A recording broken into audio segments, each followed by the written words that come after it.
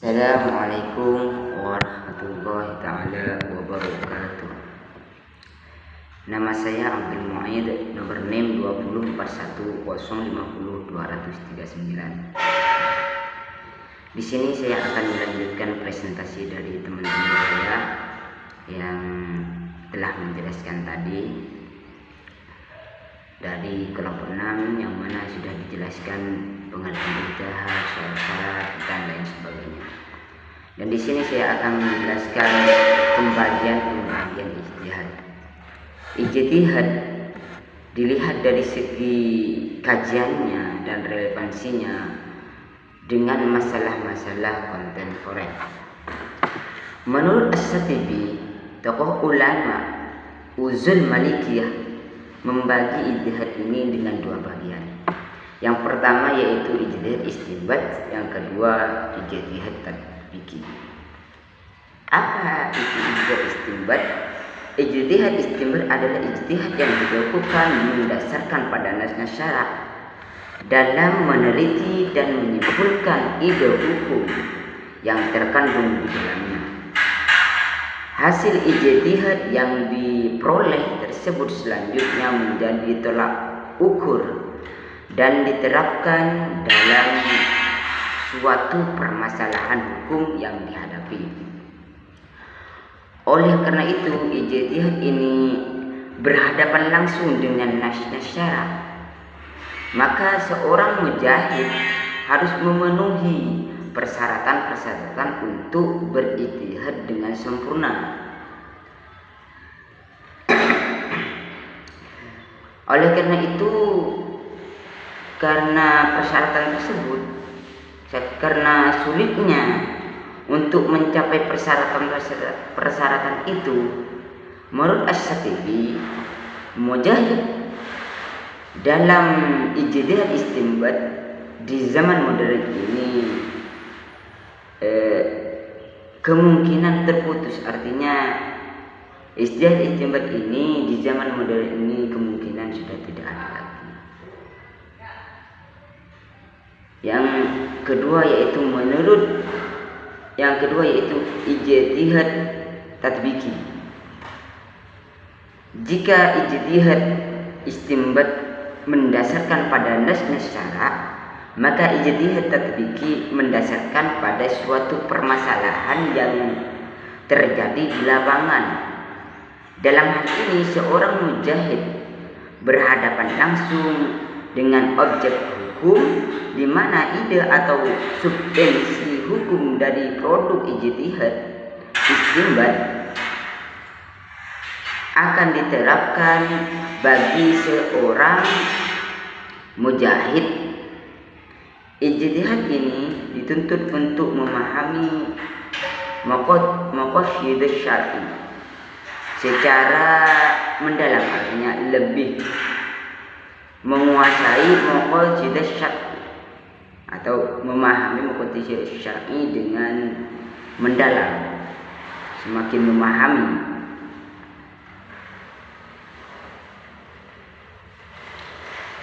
Hal ini dimaksudkan apakah ide hukum yang dihasilkan jika diterapkan pada kaum yang dihadapi akan mencapai maqasid syar'i atau tidaknya. Oleh karena itu, di zaman modern ini lebih banyak menggunakan ijtihad tatbiki, yaitu secara langsung dengan persoalan.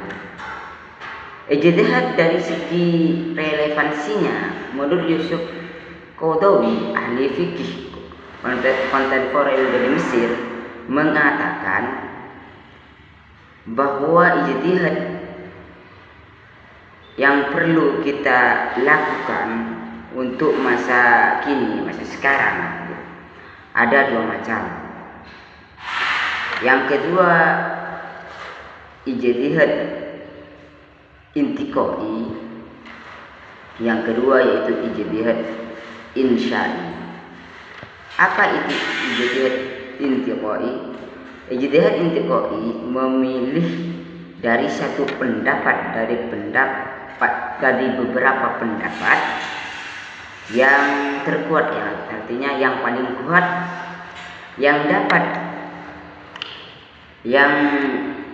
dapat artinya terdapat dalam warisan fikih Islam yang mengandung fatwa dan putusan hukum seorang mujtahid. Artinya ijtihad inqai ini memilih dari suatu pendapat ataupun beberapa pendapat, dicari yang terbaik yang mengambil dari warisan fikih. Dengan apa? Dengan upaya yang cermat, bisa memilih pendapat yang lebih kuat dan relevan untuk diterapkan di masa ini. Artinya kita itu harus memilih pendapat-pendapat atau relevansi dengan secara teliti. Kita harus memilih salah satu yang menurut kita atau menurut kita semua itu lebih baik daripada yang lain.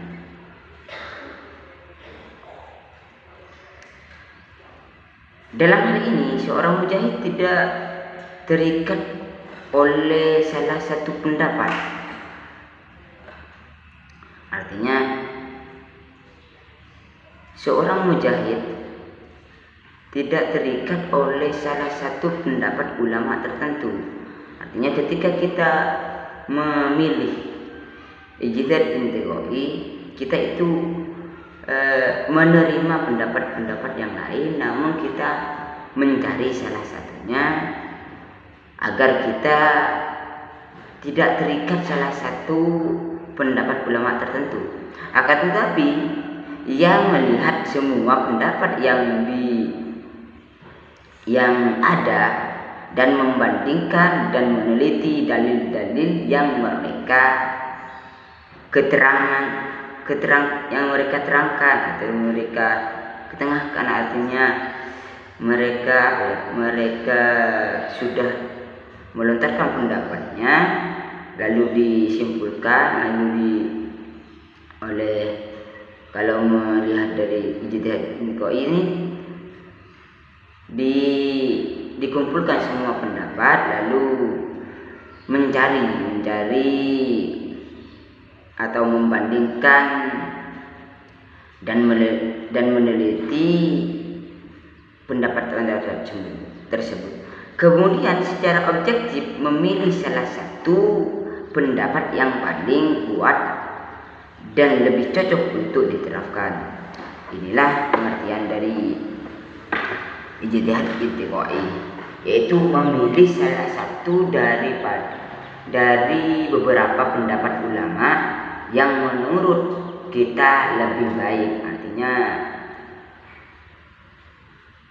kita ini hanya memilih satu dari beberapa pendapat yang ada. Baik, yang kedua yaitu ijtihad insyai. Apa itu ijtihad insyai? Ijtihad insyai ialah mengambil kesimpulan hukum baru dari suatu persoalan yang pernah dikemukakan oleh para ulama terdahulu, baik persoalan baru atau persoalan yang lama. Jika masalah yang sedang dikaji itu baru, yang sama sekali belum pernah ditemukan kasus ataupun hukumnya dalam hasanah fikih Islam, sebagaimana sudah kita ketahui bahwa fikih hasanah Islam itu bahkan di televisi itu sering menerangkan bagaimana tentang kejadian terdahulu ataupun tentang Islam gitu. Maka mujahid mesti berupaya untuk menemukan hukumnya dengan tepat. Artinya dengan meneliti dan memahami secara menyeluruh kasus yang dihadapi, sehingga dapat dengan mudah atau dengan tepat dia akan menentukan hukumnya sesuai yang dikehendaki tujuan syariat.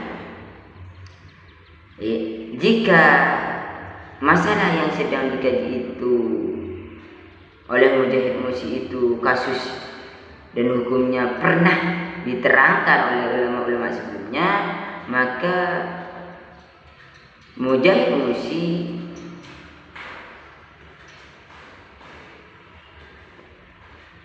dapat melakukan ijtihad dengan mengeluarkan pendapat-pendapat yang baru di luar pendapat-pendapat yang sudah ada.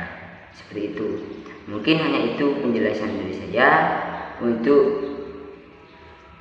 karena kenapa saya tidak menjelaskan ke bawah sampai selesai.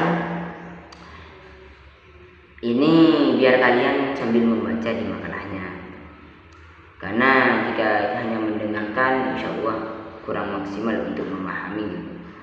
Karena seorang yang cerdas, orang yang ingin sukses itu yang kebanyakan dari para guru mengatakan mendengarkan, membaca,